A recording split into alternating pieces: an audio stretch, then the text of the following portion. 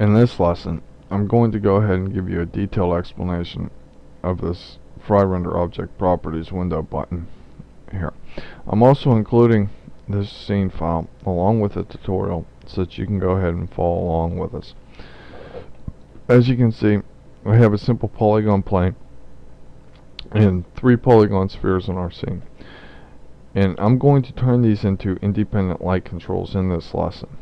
Let's go ahead and select each one of these polygon spheres and click this second button, which is our Fry Render Material Editor. And I want to apply an emitter, shader, or material to our objects.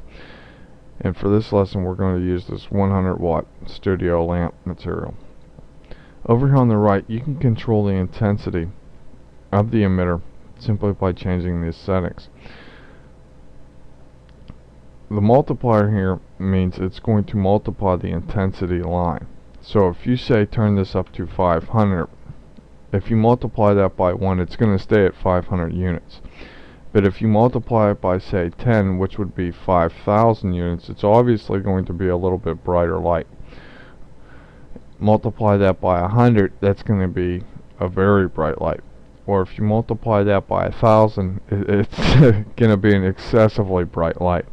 So let's just leave this at 1 and change this back down to 100 and click accept.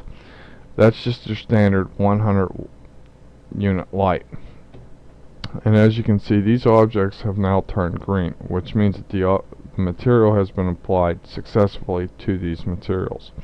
Let's go ahead and select this first one and click this first button, which you will get this window, which is going to allow us to either hide our objects at render time or exclude it from the global illumination at render time, and it will also allow us to exclude from the global illumination and from the camera at render time. So with that first one selected, let's just leave it a solid mesh, which means that we're going to be able to see our object. In our light mixer tab here, let's go ahead and put this on fader number 1. Typically I would use fader number 0 for a Fry Render Sun, but since we aren't going to have a Fry Render Sun, we're just going to go ahead and use this fader number 1. We're not going to exclude it because I want you to see the difference between what exclude, do not exclude, hide, and exclude from the global illumination will really do to your objects. So with all that set up, let's go ahead and click accept. Select that second one, go over here and click the button again. Let's hide the object, put it on fader number 2, and exclude it from the camera. This means that the camera isn't going to be able to see it whenever we go to render. Click accept, click this third one.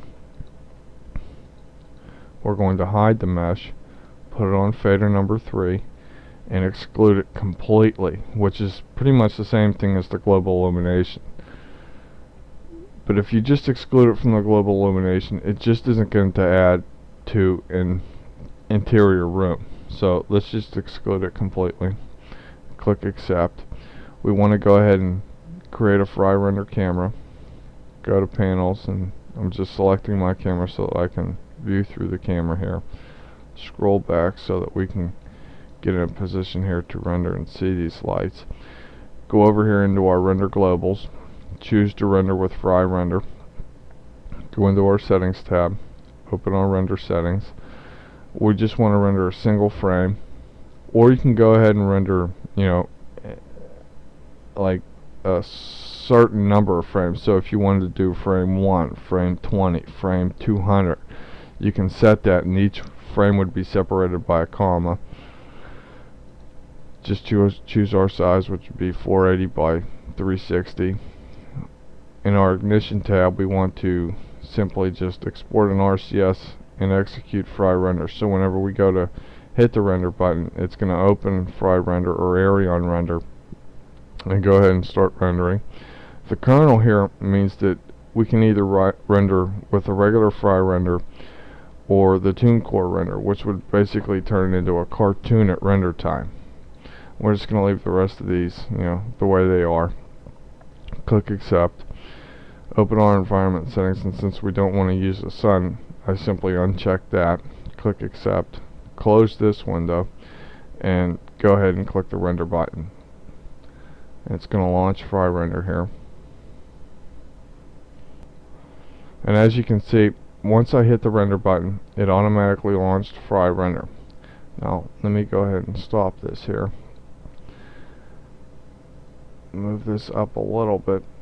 And if you watch the preview over here on the right, the master control fader will allow us to control the intensity of all the light in our scene together. But since we have made 3 independent light controls, these fader controls are going to allow us to control independently how intense the lights are going to be by themselves.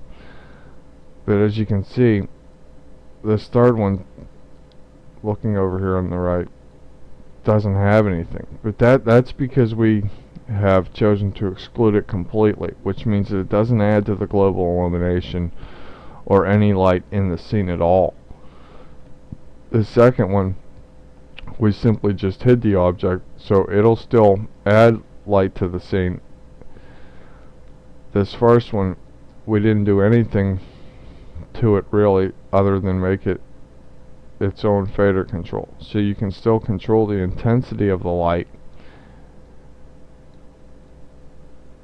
but you still see the object.